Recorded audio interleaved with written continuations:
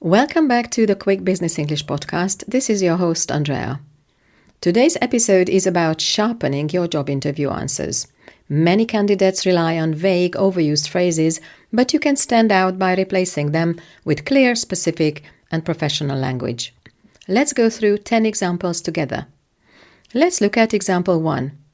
Don't say, I worked on many projects, because it's too vague and you don't say what kind of projects and how many projects there were. Instead, say this sentence. I led a cross-functional project with 12 stakeholders, delivering 2 weeks early. This version highlights leadership, numbers, and a concrete achievement. Let's move now on to example 2. Don't say, I'm flexible, because employers don't want claims, they want proof. Say this instead.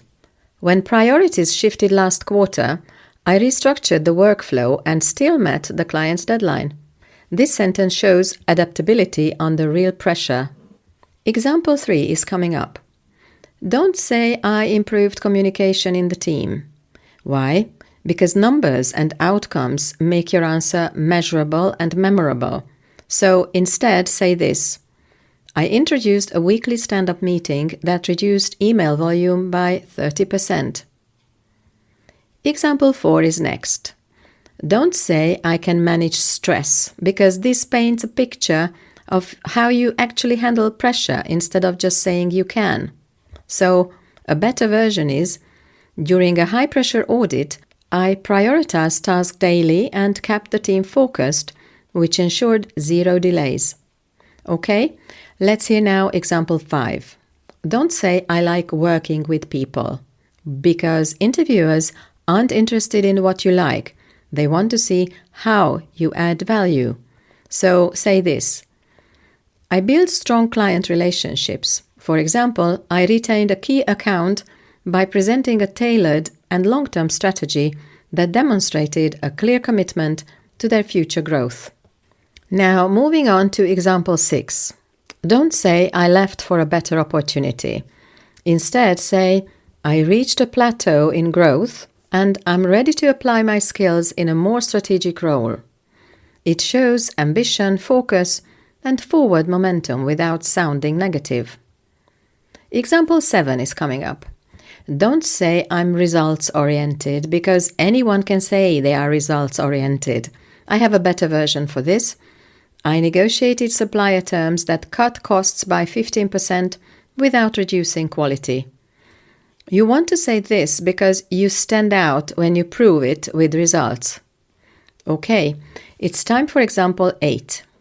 Don't say I'm good at problem solving, because a real-life story makes your skills credible and easier to remember. So instead say, when supply chain delays hit, I created an interim local sourcing plan that kept production running. Example 9 is next. Don't say I can handle responsibility. Instead, you can say, I was trusted to present quarterly results by the board, which sharpened my executive communication skills.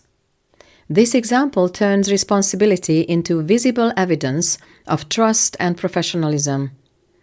And finally, example 10. Don't say I want to grow. Say instead, my goal is to lead a regional team in the next 3 to 5 years, and this role offers that trajectory.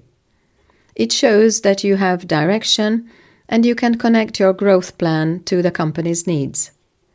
So there you have it, the 10 examples. Here's the key takeaway.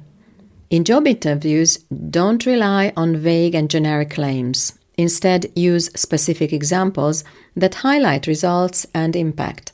That's what makes you sound not just like a candidate, but like a future leader. If you want to practice this skill further or polish your English communication in job interviews, check out my mentoring program on my website. It focuses on exactly these kinds of real-world scenarios and help you develop the right language and mindset. You can find the link below in the episode notes. Thanks for listening to today's Quick Business English Tips. In the next episode, we are going to talk about one of the most personal and revealing interview questions you might face. What are your biggest leadership challenges and what have you learned from them? If you found this useful, share it with someone preparing for a job interview. Don't forget to follow the podcast and check out the show notes for program links and more resources. If you found today's episode helpful, feel free to connect with me on LinkedIn. See you in the next episode.